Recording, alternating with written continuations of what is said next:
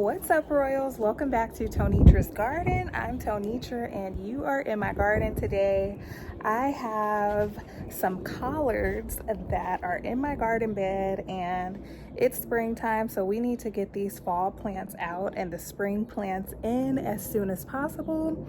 So here's the thing. I have these collards in this raised bed, and this raised bed gets pretty much full sun during the spring and the summer.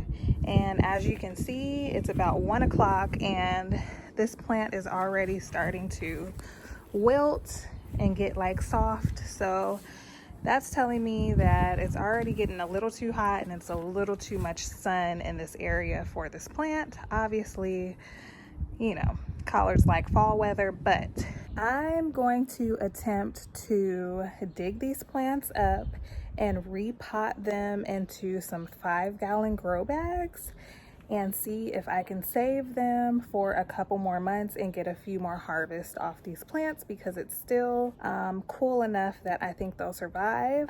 Georgia collards usually can withstand a good amount of heat. I think about up to 85 degrees, 90s, if they're getting about 6 hours of sun and then shade the rest of the day. So I just want to experiment and see if I can pull this off, because I don't have time to start collards from seed. It'll be too hot by then and I don't think they'll do well. So since I already have these plants, I'm gonna go ahead and try to transplant them and see if I can continue to harvest from them. I'm glad I saved my grow bags because I was gonna throw them out last season. I was kind of over the grow bag garden. Ooh, what is that? I don't know what that is. Yeah. I was gonna throw these out last season, just throw them in the garbage, but I decided to keep them and I'm glad I did, because you can always use a grow bag somewhere in the garden. So we're gonna grab, these are 5-gallon. Some of these are 5-gallon, some of them are bigger. Let me see, 1, 2, 3. So we'll grab 3 of those.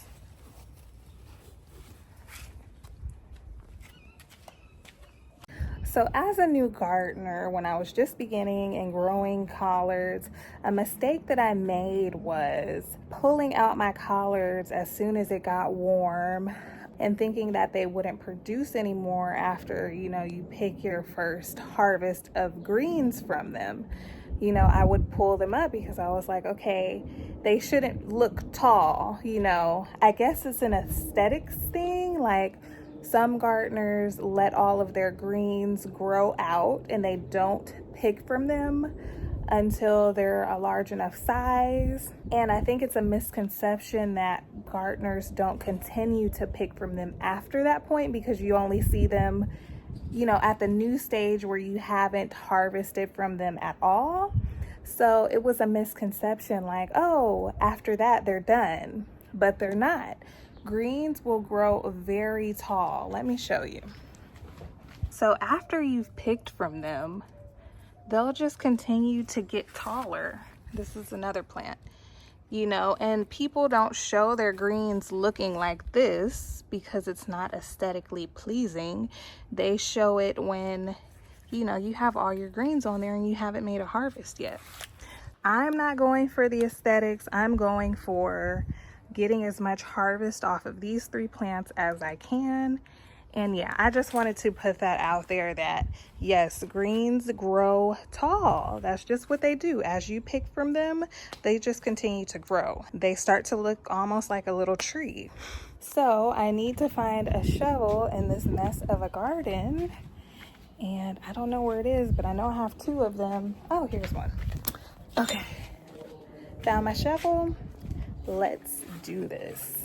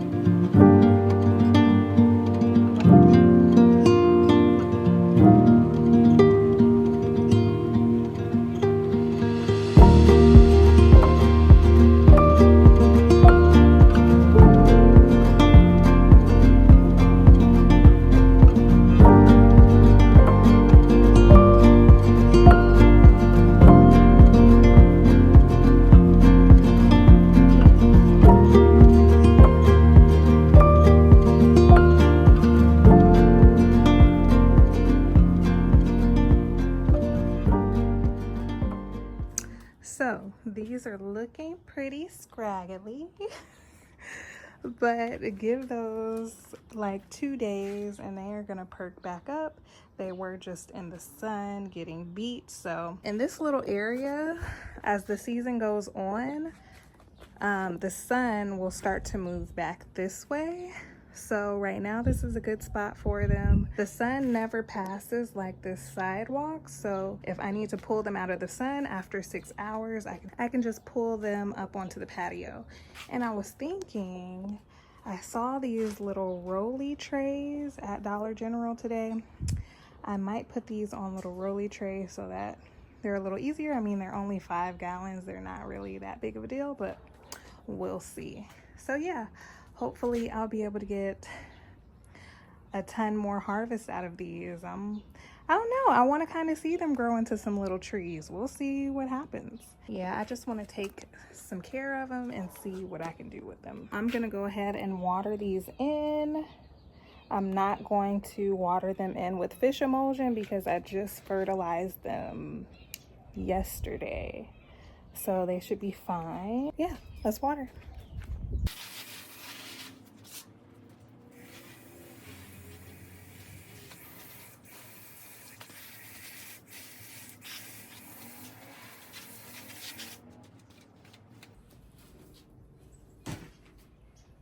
This is what this bed is looking like now. I do have a few carrots still in there that I'm going to pull up probably today, but I'll let Adonis pull those up when he gets out of school. And we're gonna plant this up with our spring plants.